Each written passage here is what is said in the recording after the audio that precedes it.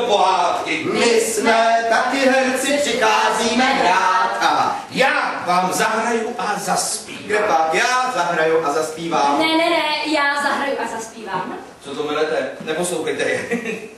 Já umím nejlépe hrát a zpívat. A proto vám a jenom pro vás tady zahraju a zaspívám. Já mám ty nejkrásnější pohádky. No a to je naprostá hloupost. Každý přece ví, že nejlíp hrát a zpívat tady umím já. No koukejte, já jsem klaun a herec, přichází sem do pohádky. Já jsem nejlépe hraju a zpívám já, protože dobře vypadám. I jako z pohádky. Takhle to dopadne vždycky. Prasátka je štěstí? Aspoň je tady klid a ticho. No nic, budou muset vstávat.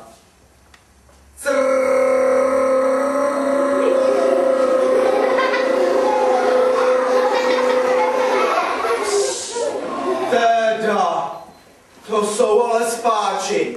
A od čeho jsem tady já? Machr Áda. To zvládneme. Že jo, děti? Já! Pomůžete mi udělat budík? Já! Tak všichni.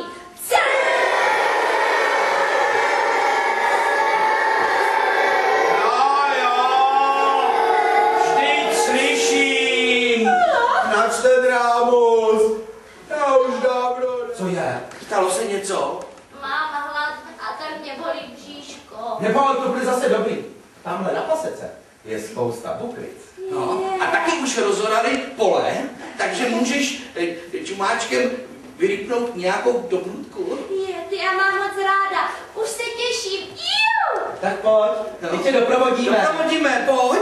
Poletíme s Filomenou do háje, tam se z bukvic, co tam leží, po mně je.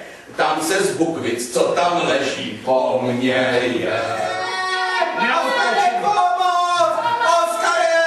Je to už! Co se děje? No, v nás honí! Tak pojď do domečku, já zavřu závoru. Je, to je ale domeček. No. Je krásný, neskutečný dům. Další dům. Jen co se trochu vydýchám, tak ho spouknu jako nic. Halo, tady je opět váš reportér Áda. Nacházíme se před kamenným domem, který postavilo prasátko Oskar.